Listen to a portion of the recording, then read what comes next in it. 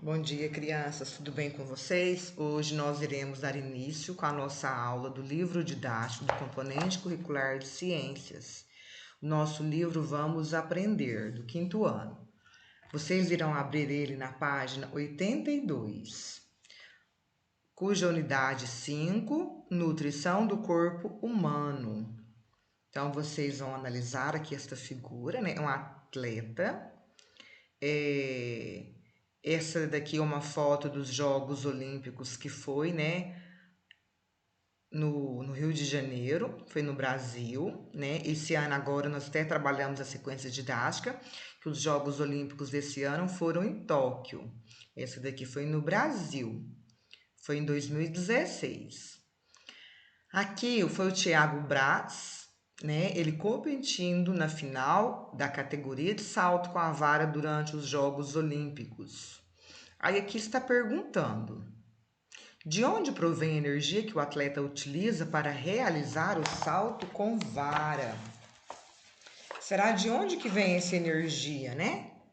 Então, vocês devem imaginar que essa energia, ela provém dos alimentos que ele come, que ele ingere, né? Se ele não ter uma alimentação saudável, rica de nutrientes, ele não conseguiria desenvolver esse tipo, essa habilidade dele aqui, né? Como esse salto em vara, certo? 2. Qual é a importância do sangue? Aqui a professora cortou, né? Qual é a importância do sangue para a realização dessa atividade, né? Então, o sangue, ele é muito importante porque juntamente com a circulação sanguínea e junto com o processo de distribuição de substâncias pelo corpo, né? Como nutrientes e o gás oxigênio. Então, o sangue é muito, muito, muito importante, ok? Por causa do nosso sistema circulatório, para o bom funcionamento do nosso do corpo humano. Então, vamos passar aqui, é só para a gente ter uma ideia. Processos relacionados à nutrição do corpo. Quais são esses processos? Crianças, então vamos lá. Ó, tem um textinho, vamos ler o textinho. Assim como as máquinas precisam de combustível para funcionar, o organismo necessita de alimentos para produzir energia e movimento. Mas comparar nosso corpo a uma máquina é pouco. Somos mais que um conjunto de órgãos funcionando. É verdade, não é? Então, para que a gente funcione, a gente tem que alimentar, a gente tem que comer, a gente tem que beber. Então, a gente só consegue funcionar, andar, caminhar, falar, praticar atividade, estudar, comendo bem, né? E bebendo, ingerindo alimentos, água, como por exemplo. Ok? Então, na 1, qual é a semelhança entre uma máquina e o corpo humano citada no texto, né? Qual é essa semelhança? Tem alguma, né, semelhança? Então, quer dizer o quê? O nosso corpo, como uma máquina, né? O nosso corpo ele precisa de combustível. No caso, o que é o combustível para o nosso corpo? O alimento, não é? Para gerar energia para a gente desempenhar as funções. Que funções? As funções é o andar, é o falar, né? É praticar esporte, estudar, ok? 2. Em sua opinião, então, em sua opinião, aí a professora vai poder dar uma ideia, mas é a opinião de vocês. O que o autor do texto quis dizer com o trecho? Mas comparar nosso corpo a uma máquina é pouco. Somos mais que um conjunto de órgãos funcionando.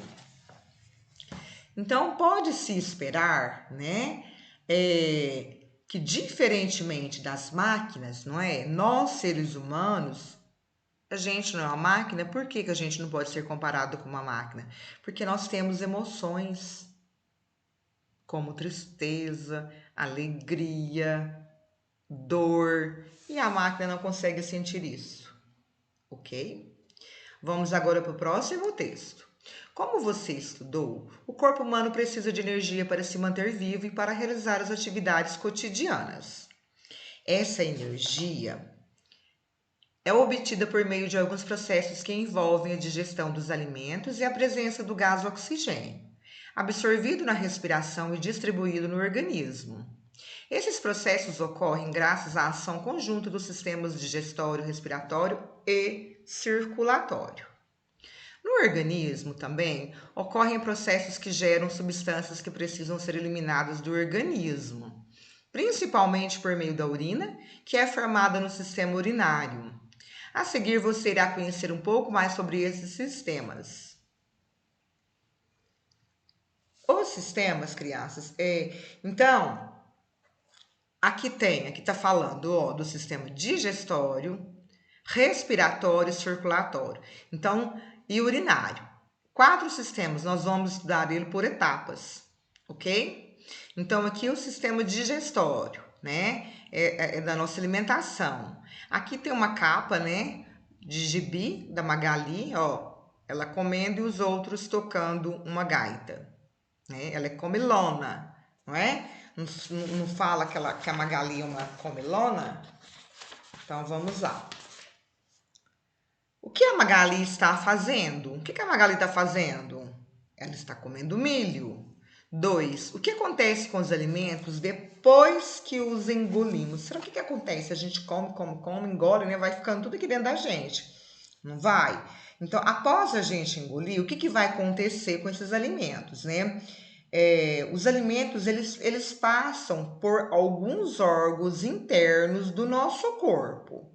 Que órgãos? A faringe, o esôfago, o estômago, o intestino delgado, o intestino grosso. E aí o que vai acontecer? Vai passar por um processo que vai levar à digestão, né? Como consequência, vai absorver a água e nutrientes desses alimentos. Certo? Então, crianças, o que eu quero que vocês entendam? Que esses alimentos, como a Magali está comendo aqui, o milho, né? Ele vai passar por todos esses órgãos, né? Dentro do nosso corpo. Quer dizer que ele vai fazer um percurso, né? Uma caminhadinha aqui dentro do nosso corpo, um percurso no interior do corpo até eles serem digeridos. O nosso corpo, ele vai pegar, ele vai absorver depois que ele chega lá dentro, né?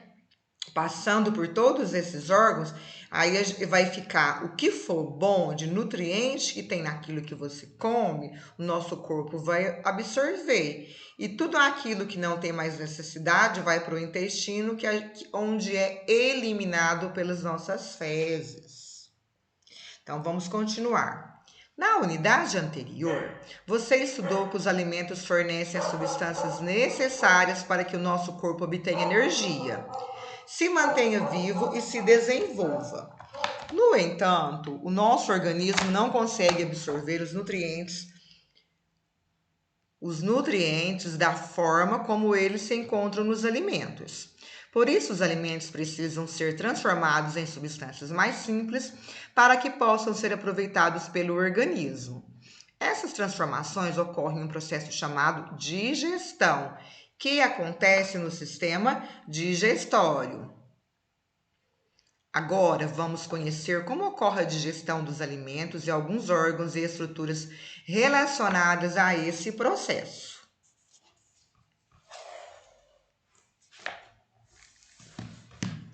Essa página aqui, crianças, que a professora... nós não vamos fazer a página 85. Então, da 84, a gente já passou lá para a página 86, certo? Porque a página 85 é somente uma informação. Então, nós não iremos fazer ela. Viu que a gente já foi lá para a página 86. Esquema mostrando o caminho do alimento no sistema digestório. Viu que aqui cortou? Aqui teve um... Aqui, pronto. Letra A. Quando colocamos um alimento na boca, inicia-se a digestão. Na boca, o alimento é triturado pelos dentes durante a mastigação. A saliva produzida pelas glândulas salivares se mistura ao alimento com a ajuda da língua e também auxilia na digestão. O alimento é transformado em uma mistura úmida e mole chamada bolo alimentar. Então, aqui está toda a figura no livro de vocês.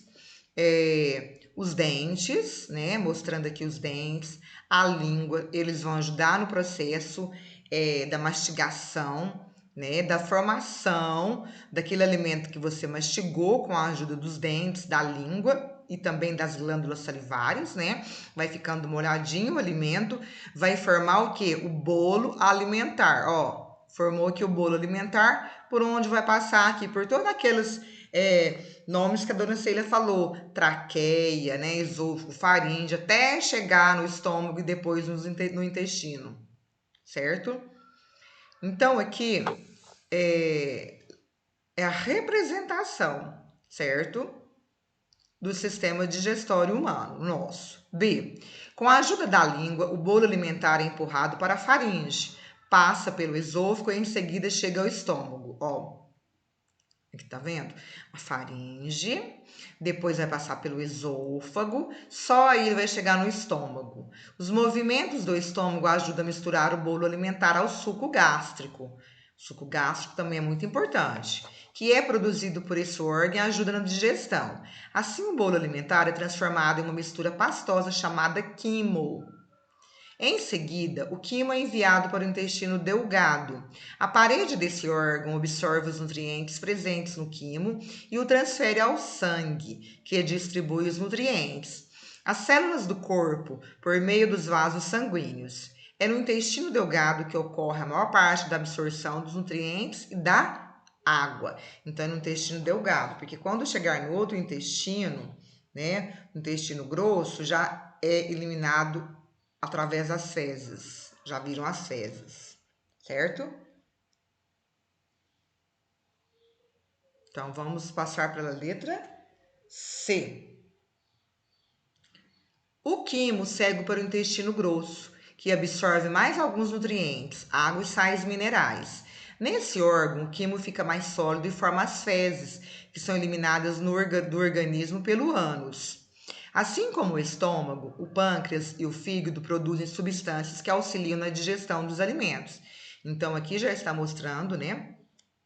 É uma representação do sistema digestório. Tá mostrando aqui o nosso estômago, tá vendo? Ó, o intestino delgado, que é o amarelo, né?